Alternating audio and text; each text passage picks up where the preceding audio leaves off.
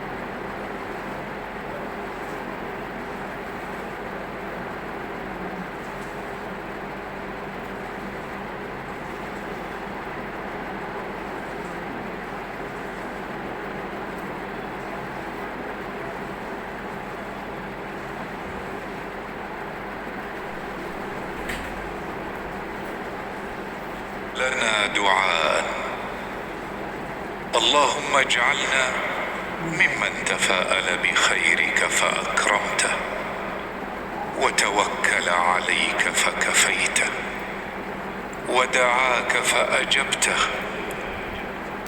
اللهم ألق علينا محبتك لنكون سعداء وألقي علينا رضاك لنكون أتقياء. محبتك لنكون كأحد في الوجود. نسألك ألا تكسر لنا قلبا ولا تصعب علينا أمرا ولا ترد لنا دعاء. اللهم اجعلنا ممن تفاءل بخيرك فأكرمته وتوكل عليك فكفيته ودعاك فأجبته. اللهم ألق علينا محبتك لنكون سعداء وألقي علينا رضاك لنكون أتقياء واكتب لنا القبول في الأرض وفي السماء. اللهم اجعلنا ممن تواضع فرفعته وأقبل تائبا فقبلته وتقرب لك فهديته وذل لهيبتك فأحببته ودعاك صادقا فأجبته وسألك سؤله فأعطيته وسترت ذنبه وغفرته وبرحمتك شملته يا رب العالمين. يا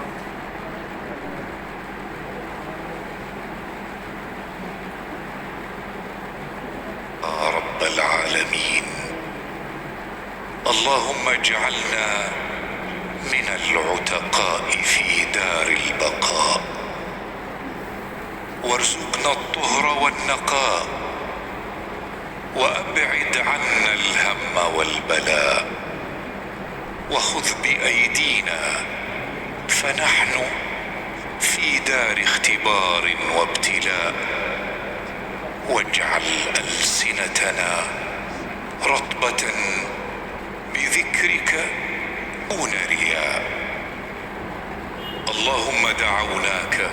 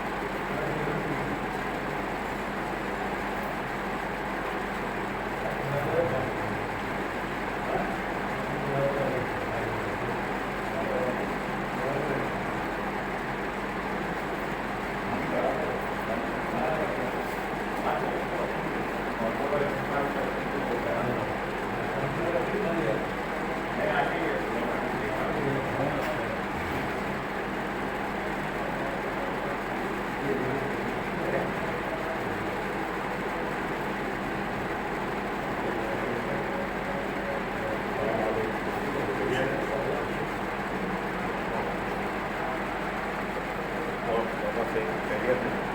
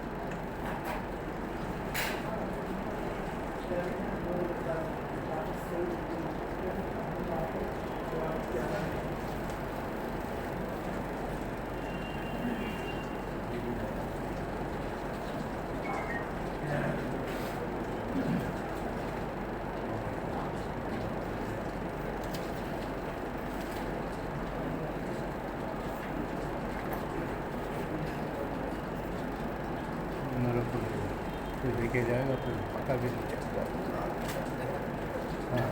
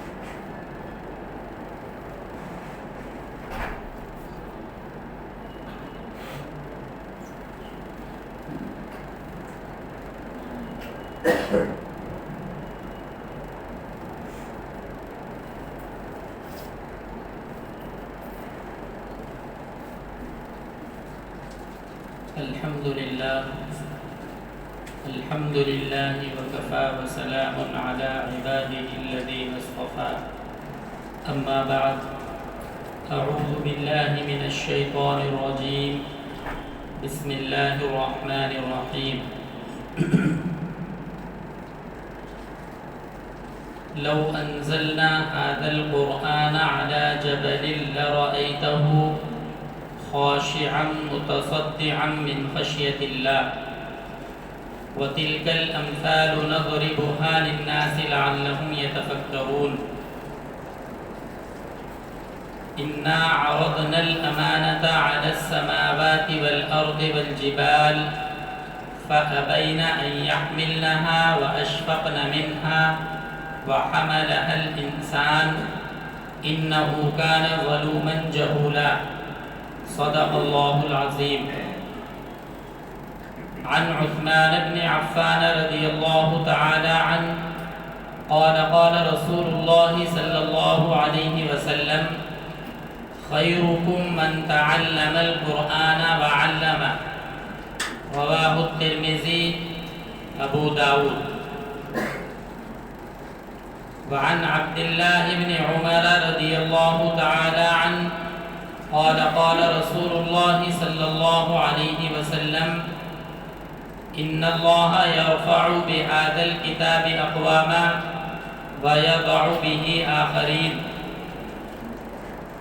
رواہ الترمذی او کما قال صلی اللہ علیہ وسلم۔ بزرگوں، عزیز نوجوانوں، اللہ رب العزت نے امت محمدیہ کو خاص اپنی رحمتوں سے، نعمتوں سے، فضیلتوں سے ایسا نوازا ہے کہ اس سے پہلی ماقبل کی امتوں کو اللہ نے ایسی نعمتیں عطا نہیں کی ہیں۔ مرتبے میں بھی امت محمدیہ سب سے افضل ہے، نعمتیں بھی سب سے زیادہ مل رہی ہیں، اور اعمال کا بدلہ بھی سب سے زیادہ ہے۔ چھوٹے چھوٹے سے اعمال، مختصر سے اعمال، پیارے حبیب صلی اللہ علیہ وسلم رنجیدہ ہیں، غمزدہ بیٹھے ہیں، تو حضرت جبرائیل علیہ السلام تشریف لاتے ہیں اور فرماتے ہیں اِنَّا أَنزَلْنَاهُ فِي لَيْلَةِ الْقَدْرِ وَمَا أَدْرَاكَ مَا لَيْلَةُ الْقَدْرِ۔ پوری صورت کس لیے غمزدہ تھے؟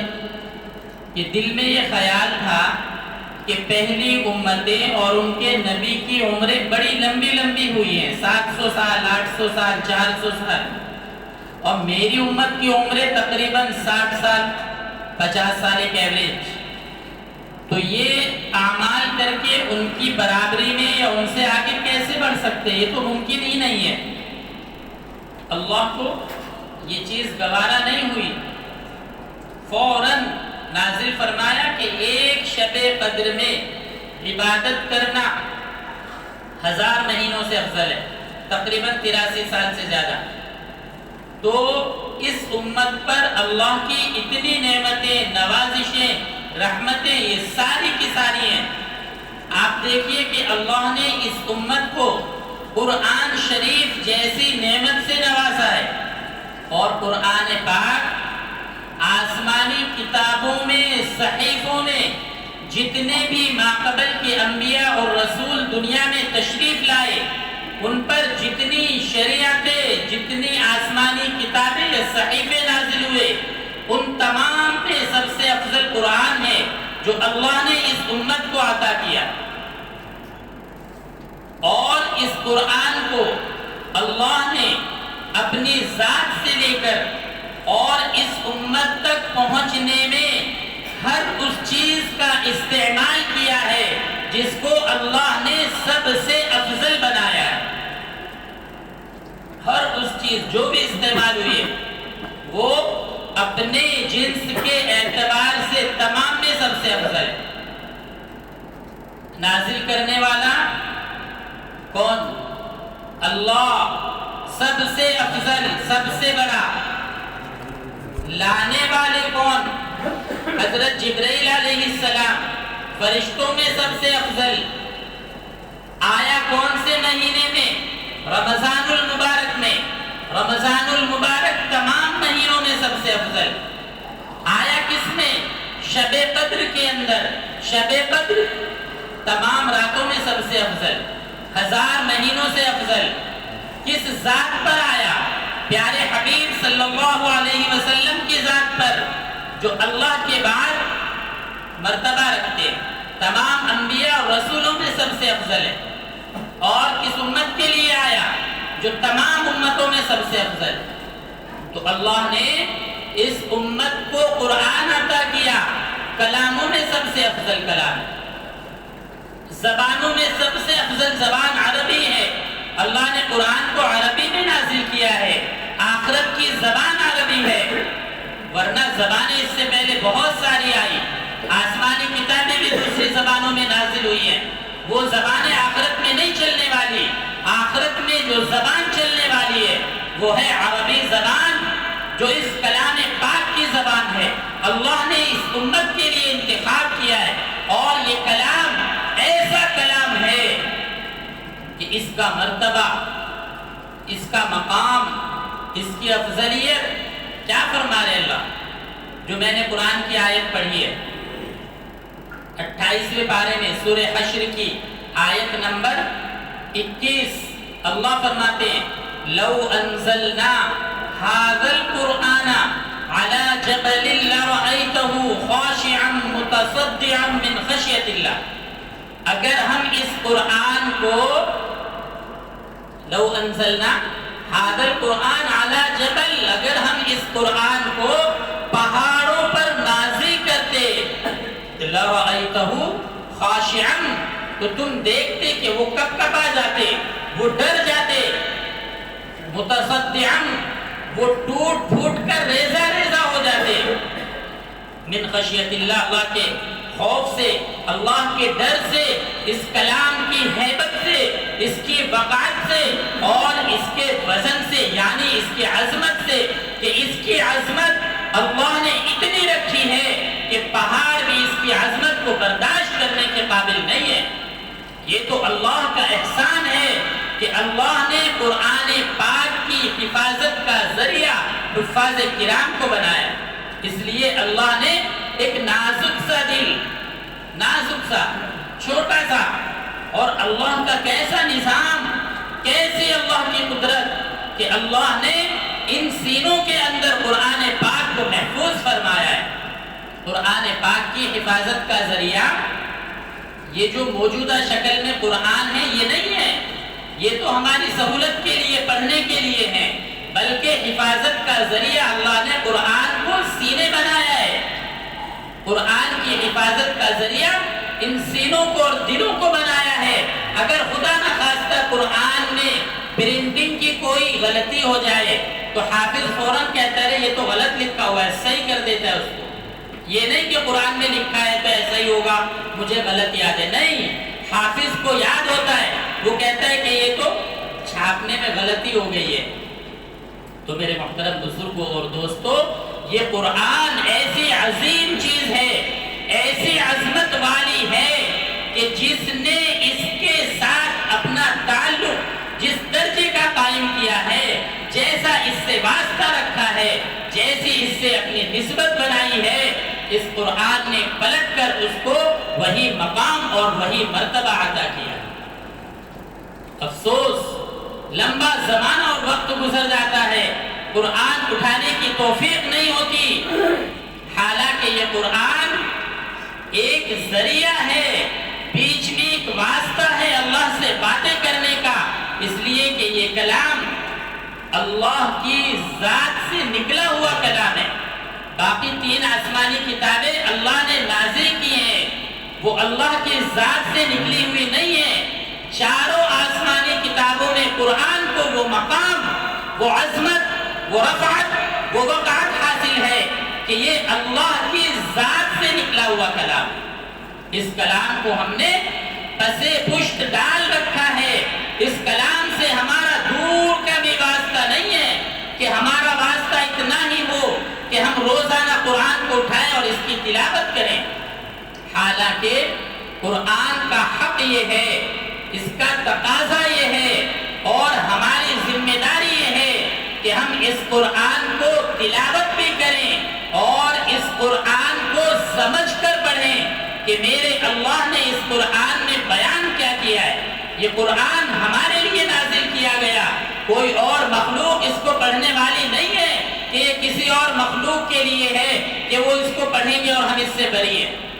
اور ہمارا حال ایسا ظاہر ہوتا ہے، کتنے لوگ ایسے ہیں کہ جو صرف اور صرف رمضان المبارک میں تلاوت کرتے ہیں، حالانکہ یہ سراسر غلط ہے. پیارے حبیب صلی اللہ علیہ وسلم کی حدیث پاک جو میں نے پڑھی ہے، بخاری میں، مسلم میں، ترمذی میں، ابو داؤد میں، نسائی میں، ماجہ میں، ہر کتاب میں یہ روایت موجود ہے. کیا فرماتے ہیں؟ عن عثمان بن عفان رضی اللہ تعالی عنہ قال قال رسول اللہ صلی اللہ علیہ وسلم. غور سے سننے کی بات ہے کہ ہم اور آپ کس درجے کے دھوکے میں پڑے ہوئے ہیں. فرمایا خیرکم من تعلم القرآن وعلم، تم میں سب سے بہتر وہ ہے جو قرآن کو سیکھے اور قرآن کو سکھائے. سب سے افضل اس کو فرمایا ہے کہ جس کا سکھانے سے ہو اس کو افضل فرمایا ہے، ورنہ دنیا میں بے شمار عہدے ہیں، بے شمار مراتب ہیں، مقام ہیں، کسی کو اللہ نے سب سے افضل کے لقب سے نہیں نوازا ہے، بلکہ فرمایا کہ سب سے افضل وہ ہے جو قرآن کو سیکھے اور سکھائے۔ کیوں؟ اس لیے کہ سب سے افضل بھی قرآن ہے، اس کا سیکھنے والا بھی افضل ہے، اس کو لانے والا بھی سب سے افضل ہے، جس پر نازل کیا گیا وہ سب سے افضل ہے، جس کے لیے نازل کیا گیا وہ سب سے افضل ہے، جس نے نازل کیا وہ بھی سب سے افضل ہے۔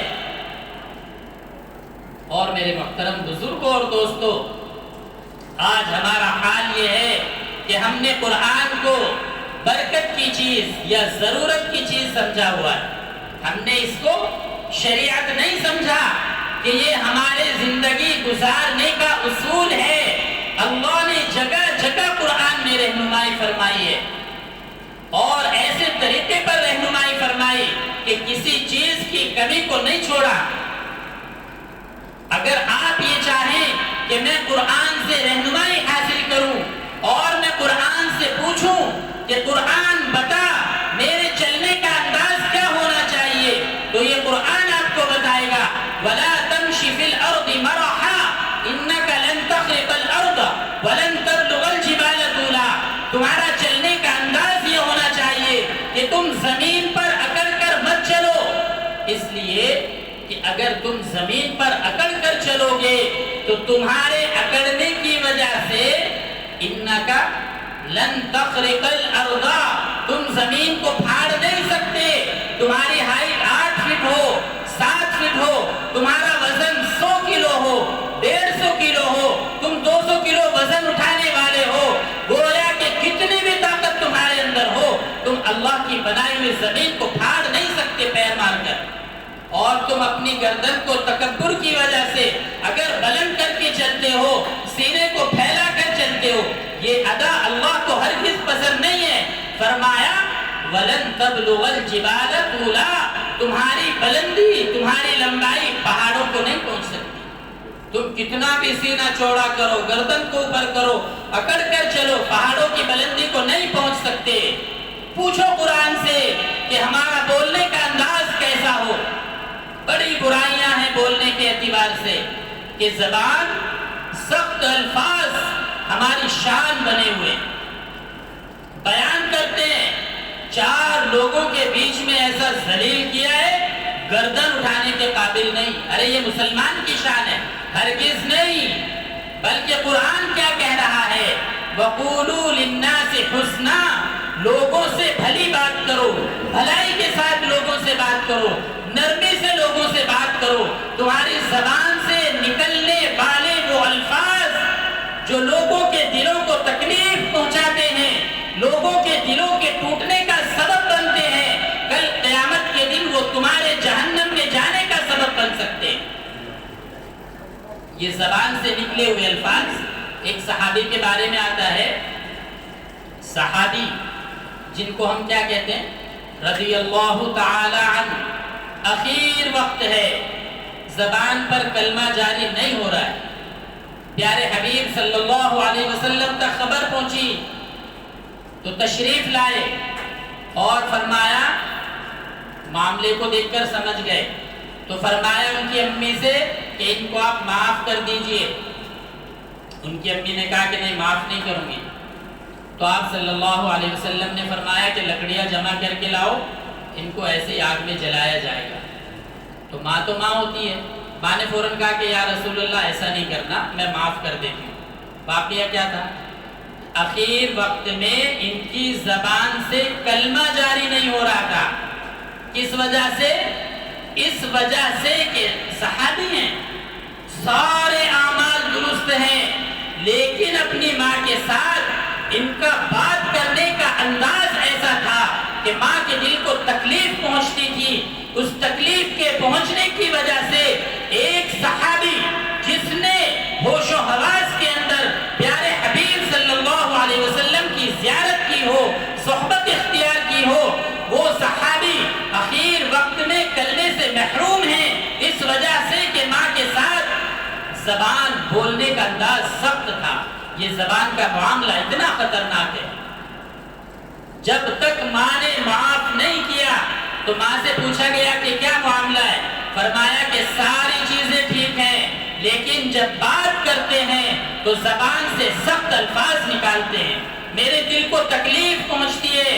اس لیے اللہ نے کلمے جیسی دولت سے آخر وقت میں محروم رکھا. اس وقت تک جب تک ماں نے معاف نہیں کیا. تو میرے محترم بزرگوں اور دوستو، یہ زبان کا معاملہ بھی اتنا زیادہ خطرناک ہے. تو اس لیے ہمیں چاہیے کہ ہم قرآن پاک کو پڑھیں، سمجھیں اور اس پر عمل کریں. یہی وہ قرآن ہے کہ جس نے حضرت عمر فاروق رضی اللہ تعالی عنہ کو اس عمل سے جو دنیا میں سب سے زیادہ برا عمل ہو سکتا ہے، حضرت عمر رضی اللہ تعالی عنہ پیارے حبیب صلی اللہ علیہ وسلم کو نعوذ باللہ قتل کرنے کے ارادے سے جا رہے تھے. چلے جو قتل کو عمر کہا، کسی نے روک کر کہاں چلے ہو اور کدھر، مزاج کیوں ہے عرش پر، ذرا بہن کی لو خبر، فدا ہے وہ رسول پر، وہ کہہ رہی ہے ہر گھڑی نبی نبی نبی نبی. تو جب معلوم پڑا کہ بہن ایمان لے آئی، اس کے دروازے پر پہنچے، کلام الہی کو سنا، دل نرم ہوا. تو اسی کلام کے ذریعے سے اللہ نے ایمان میں داخل کیا ہے. اور یہی وہ کلام ہے کہ جس کی وجہ سے وہ صحابی کہیے یا عرب کے بدو کہیے کہ جن کو جانور چرانے نہیں آتے تھے، اللہ نے ان کو ایک لمبے زمانے تک، یا یوں کہیے کہ ایک بہت طویل اور لمبے علاقے تک ان کو اللہ نے حکومت عطا کی ہے. اس قرآن کو اپنانے کی وجہ سے، اسلام میں ایمان میں داخل ہونے کی وجہ سے. تو میرے محترم بزرگوں اور دوستو، یہ جو غفلتوں کے پردے ہمارے دلوں پر پڑے ہوئے ہیں کہ ہمیں قرآن سے کوئی واسطہ نہیں، قرآن سے ہماری کوئی نسبت نہیں، کوئی تعلق نہیں. جس سینے میں قرآن نہ ہو اس سینے کو برباد یا ویران گھر سے تشبیہ حدیث پاک میں دی گئی ہے کہ جیسے ویران گھر ہوتا ہے، اسی طرح وہ سینہ، وہ دل ہے کہ جس کے اندر قرآن کا کوئی حصہ محفوظ نہ ہو. تو میرے محترم بزرگوں اور دوستو، جب ہم اس قرآن کو پڑھیں گے، سمجھیں گے، تو ایک ایک زندگی کے شعبے کی اور حالات کی ساری چیزوں سے یہ ہم کو آگاہ کرے گا. یہ ہم کو بتائے گا کہ ہمیں زندگی کیسے گزارنی ہے. یہ ہمیں سکھائے گا کہ اللہ کے راستے میں خرچ کرنے کے کتنے فضائل ہیں، اللہ کے راستے میں خرچ کرنے کی کتنی فضیلتیں ہیں، کیسے کیسے مرتبوں سے اللہ نے ہم کو نوازا ہے. میرے محترم بزرگوں اور دوستو، یہ مال اور دولت اللہ نے اس لیے عطا کیا ہے کہ ہم اس کو اللہ کے نام پر اللہ کے راستے میں خرچ کریں.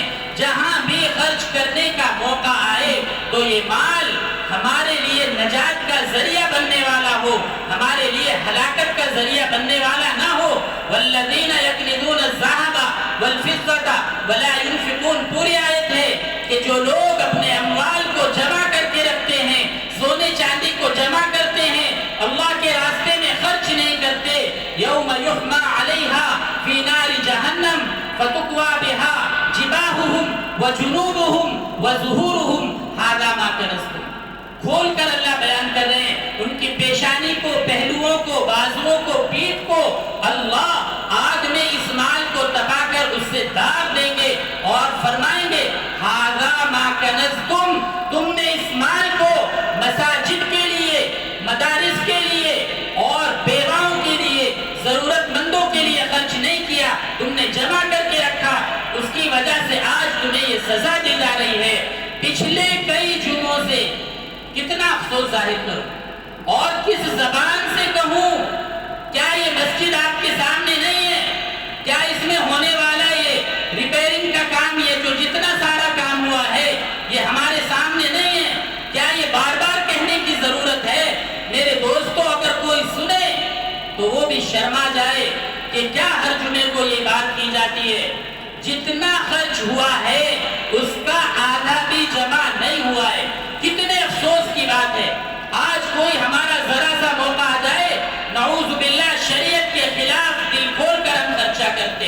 جو لوگ کہتے ہیں کہ مسلمان غریب ہے، غریب نہیں ہے، غریب تو یہ صرف مدارس اور مساجد میں ہے، ورنہ ان کی شادیوں کو دیکھو، ان کی برتھ ڈے پارٹیوں کو دیکھو تو ان سے زیادہ امیر آپ کو کوئی نظر نہیں آئے گا۔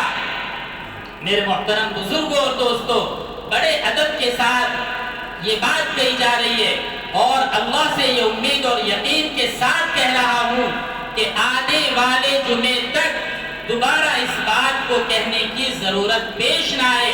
اللہ ہمیں وہ توفیق اور جذبہ عطا فرمائے کہ ہم مسجد کے ذمہ داران سے خود جا کر مل کر پوچھیں کہ ہمارے لائق خدمت بتائیے کہ ہم کیا خدمت کریں کہ مسجد میں ہمارا حصہ لگے۔ ارے اس سے زیادہ سعادت کی بات کیا ہو سکتی ہے؟ ہمارے اکابرین، ہمارے تبلیغی بھائی اکثر ایک بات کہتے ہیں کہ اگر صحیح راستے پر نہیں لگاؤ گے، غلط راستے پر شیطان خود لگوا دے گا، چاہے وہ تمہاری جان ہو، چاہے تمہارا مال ہو، چاہے تمہارا وقت ہو۔ اگر ہم اپنے مال کو اللہ کی رضا کے لیے خرچ نہیں کریں گے، یقیناً شیطان اللہ کی ناراضگی والے کاموں میں ضرور خرچ کروائے گا۔ اس لیے ہمیں چاہیے کہ ہم اللہ کی رضا کے کاموں میں اپنے اموال کو خرچ کریں، اور آخری گزارش یہ ہے کہ ہم آج ہی اپنی مسجد کے ذمہ داروں کے پاس جا کر دل کھول کر اللہ کی دی ہوئی نعمت سے، مال و دولت سے اس مسجد کا بھرپور تعاون کریں گے سب؟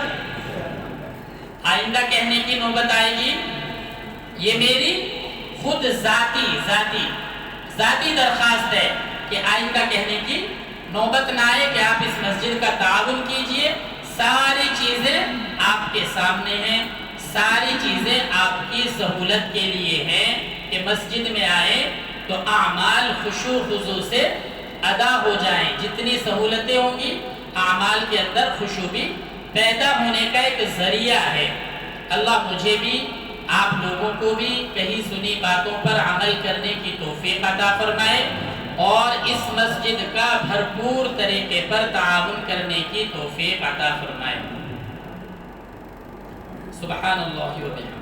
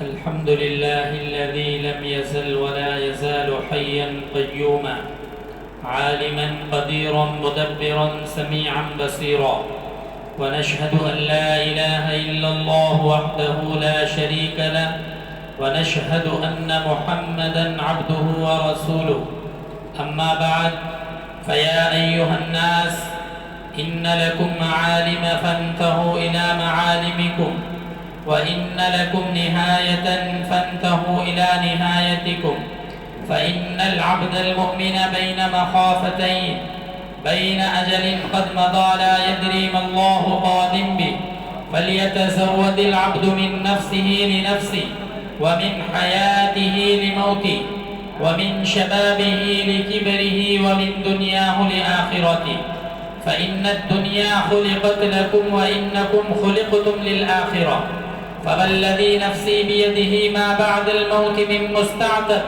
ولا بعد الدنيا دار إلا الجنة أو النار أعوذ بالله من الشيطان الرجيم وإذا سألك عبادي عني فإني قريب أجيب دعوة الداعي إذا دعاني فليستجيبوا لي وليؤمنوا بي لعلهم يرشدون أقول قولي هذا وأستغفر الله لي ولكم أجمعين إنه تعالى جواد كريم ملك بر رؤوف رحيم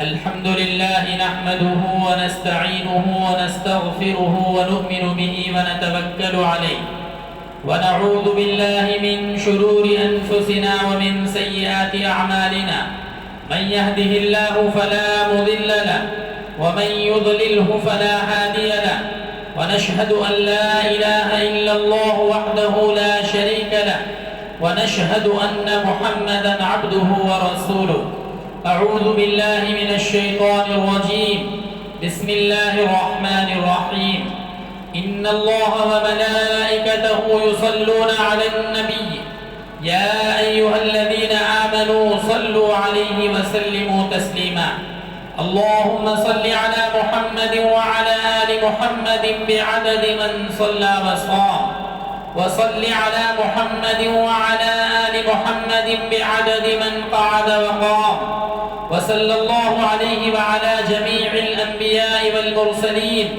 والملائكة المقربين والخلفاء الراشدين خصوصا على خير البشر بعد الأنبياء بالتحقيق أمير المؤمنين أبي بكر الصديق رضي الله تعالى عنه وعلى مزين المنبر والمحراب أمير المؤمنين عمر بن الخطاب رضي الله تعالى عنه، وعلى كامل الحياء والإيمان أمير المؤمنين عثمان بن عفان رضي الله تعالى عنه، وعلى مزهر العجائب والغرائب أمير المؤمنين علي بن أبي طالب كرم الله وجهه، وعلى الإمامين الهمامين السعيدين الشهيدين أبي محمد الحسن وأبي عبد الله الحسين رضي الله تعالى عنهما، وعلى أمهما سيدة النساء فاطمة الزهراء رضي الله تعالى عنها، وعلى عميه المكرمين بين الناس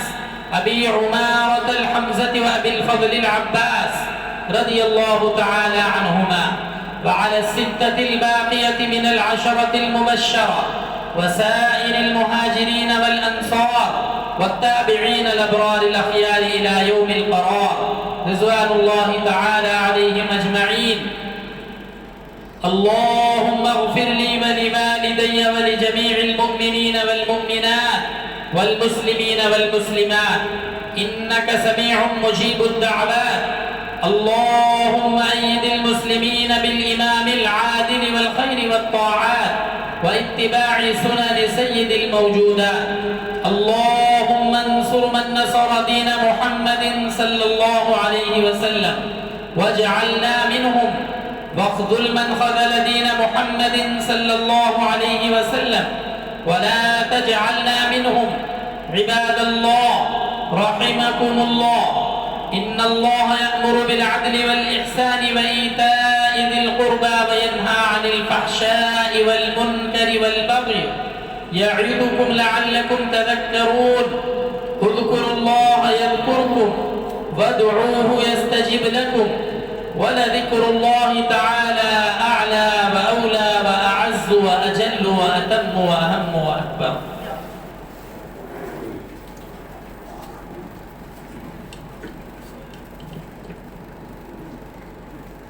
الله أكبر الله أكبر الله أكبر الله أكبر.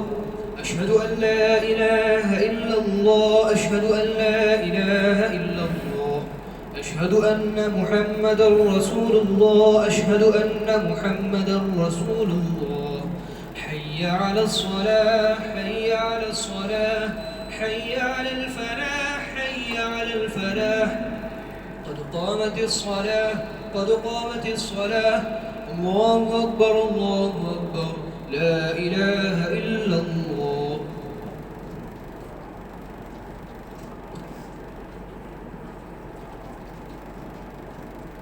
صفے درست کر لیں، مل مل کر کھڑے ہوں، بیچ میں فاصلہ نہ.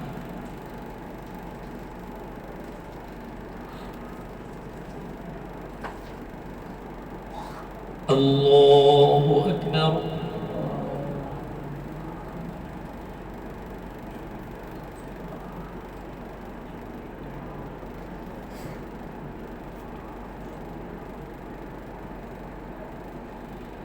الحمد لله رب العالمين الرحمن الرحيم مالك يوم الدين إياك نعبد وإياك نستعين اهدنا الصراط المستقيم صراط الذين أنعمت عليهم غير المغضوب عليهم ولا الضالين.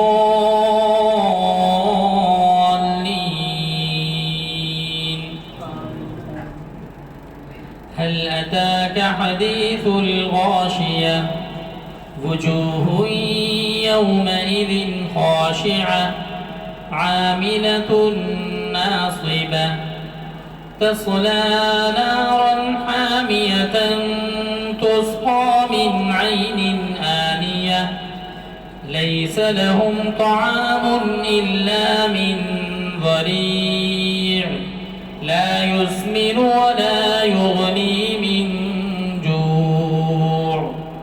وجوه يومئذ ناعمة لسعيها راضية في جنة عالية لا تسمع فيها لاغية فيها عين جارية فيها سرر مرفوعة وأكواب موضوعة ونمارق مصفوفة وزرابي مبثوثة أفلا ينظرون إلى الإبل كيف خلقت وإلى السماء كيف رفعت وإلى الجبال كيف نصبت وإلى الأرض كيف سطحت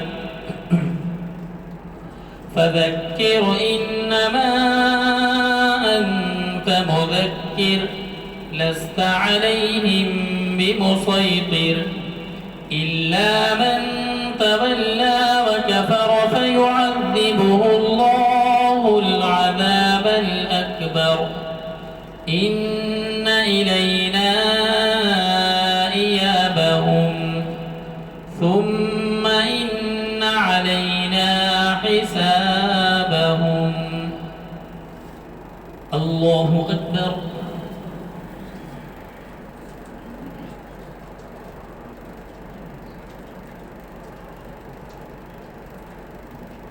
سمع الله لمن حمده الله أكبر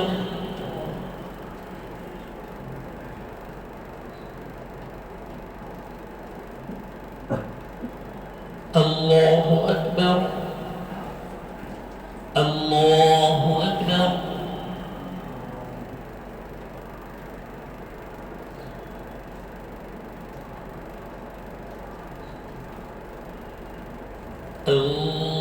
الله أكبر الحمد لله رب العالمين الرحمن الرحيم مالك يوم الدين إياك نعبد وإياك نستعين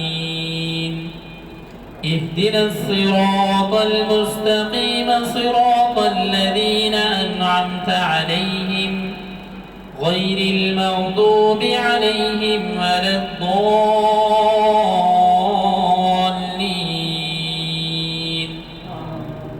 والضحى والليل إذا سجى ما ودعك ربك وما قلى وللآخرة خير لك من الأولى ولسوف يعطيك ربك فترضى ألم يجدك يتيما فآوى ووجدك ضالا فهدى ووجدك عائلا فأغنى فأما اليتيم فلا تقهر وأما السائل فلا تنهر وأما بنعمة ربك فحدث الله أكبر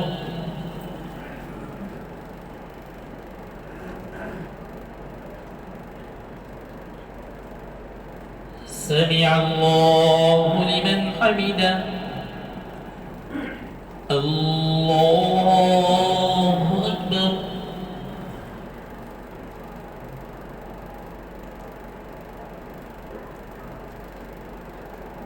الله أكبر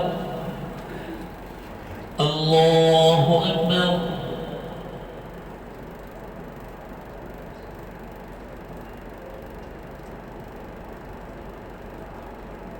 الله أكبر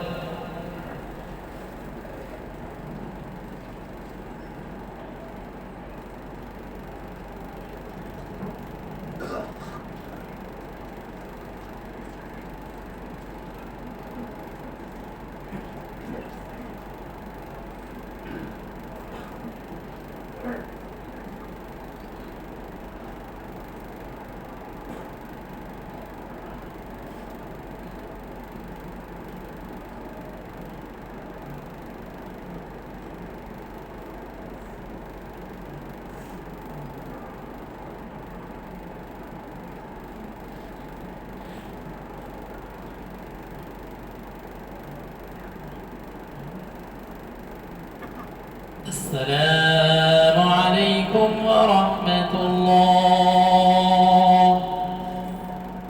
السلام عليكم ورحمة الله. الله أكبر. استغفر الله استغفر الله استغفر. الحمد لله رب العالمين والصلاة والسلام على سيد المرسلين وعلى آله وأصحابه أجمعين. ربنا آتنا في الدنيا حسنة وفي الآخرة حسنة وقنا عذاب النار. الہ العالمین ہمارے تمام صغیرہ کبیرہ گناہوں کو معاف فرما، ہر قسم کی پریشانیوں سے ہماری حفاظت فرما. الہ العالمین تمام بیماروں کو شفا عطا فرما. الہ العالمین حافظ عبدالاحد ICU میں ہیں، الہ العالمین ان کو شفاء کاملہ عاجلہ عطا فرما.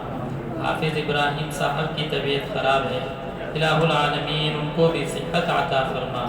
تمام پریشانیوں سے حفاظت فرما، تکلیفوں کو ختم فرما، تمام مرحومین کی مغفرت فرما. الہ العالمین حاضرین مجلس کی تمام جائز مرادوں کو پورا فرما، پریشانیوں کو ختم فرما، کاروبار میں خیر و برکت عطا فرما. الہ العالمین آپ کی جن بندے اور بندیوں نے اس مسجد کا جس طریقے سے بھی تعاون کیا ہے، الہ العالمین ان کے تعاون کو قبول فرما.